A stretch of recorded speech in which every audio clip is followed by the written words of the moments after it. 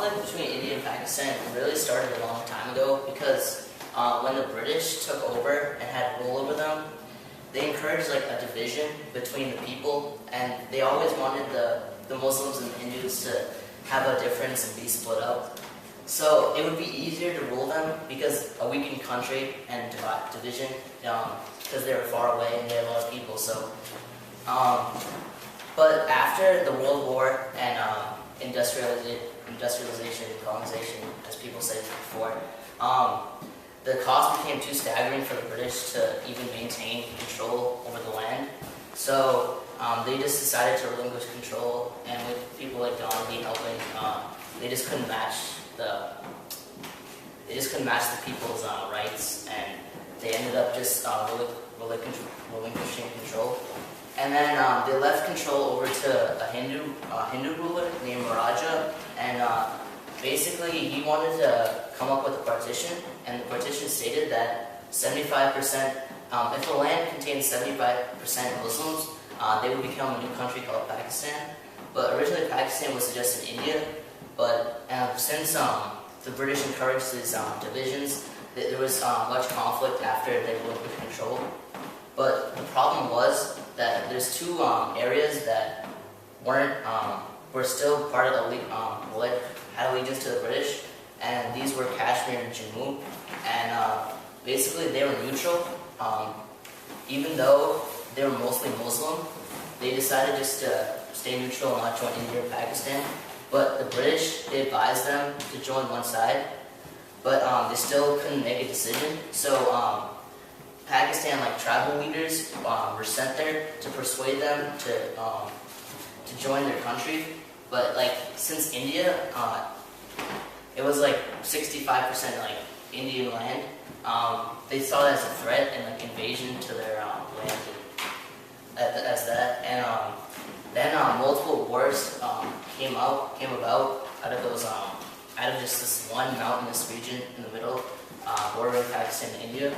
And that's why there's always it's still sort of racist between the Muslims and the Hindus, because even like if Muslims are in India, they'll be discriminated a lot, and Indians rarely travel to Pakistan because of this reason too.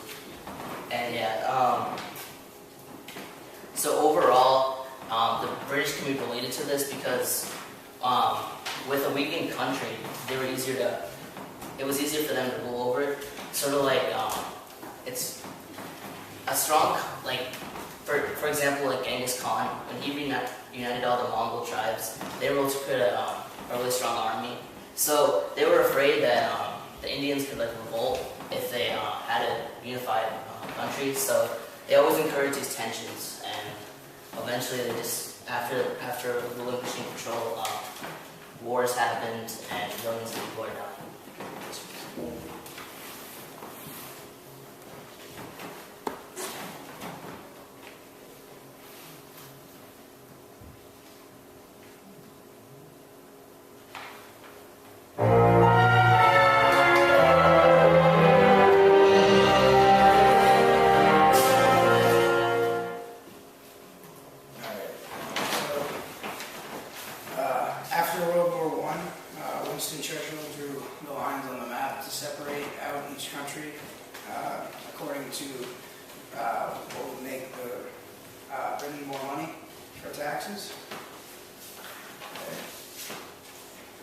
So, in the 19th century, Palestine was inhabited by three major religions, Muslim, Christianity, and Jewish. In the 1800s, people decided to colonize this land known as Zionists, and their goal was to create a Jewish homeland in Palestine. At first, this immigration caused no problems. However, after a while, more and more started to immigrate to Palestine, and violence broke out. The first major influence over this was World War II, when Hitler started to oppress Jews. More and more started immigrating to Palestine, and they gained more influence. In 1947, the United Nations decided to try and solve the problem by reverting to a partition plan, which divided the power by people and land. They recommended giving 55% of the state to Jewish people. However, this group only represented 30% of the total population and only 7% of the land.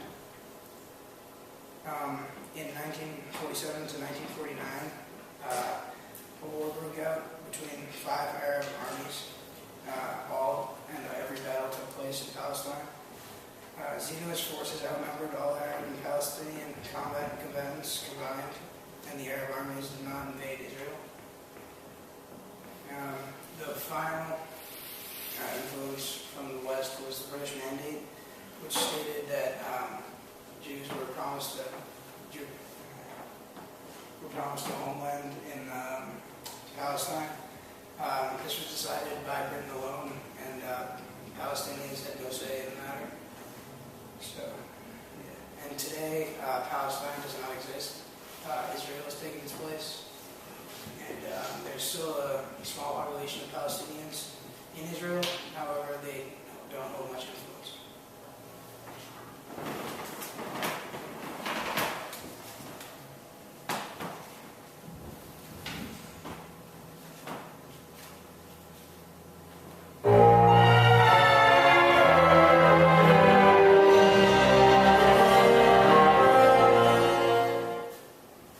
So as stated before, I think Charles and Maya's presentation did a picture of all the lands in Africa that were colonized by different European countries.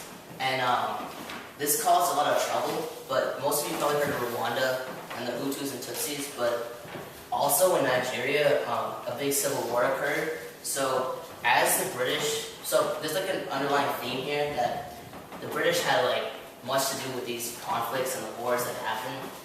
But so basically the British started voyaging around Nigeria and different African countries, and like between them the French and Dutch, and they were going around conquering these nations for like their resources, because they were rich different resources. And basically Nigeria, they divided it into two. They divided it into the north and the south, and the south was like the area with more Western influence, because the British saw more promise in the south, so they were developing more. They had more resources, more developments in education, technology. As the north were seen as inferior people, so they pretty much caused a division between the whole nation. And again, after the World War, the British couldn't keep control of Nigeria, so they relinquished and they gave independence to Nigeria. So the problem was, after that, Nigeria didn't have a stable form of government. The government was divided between like 4 or 5 different regions.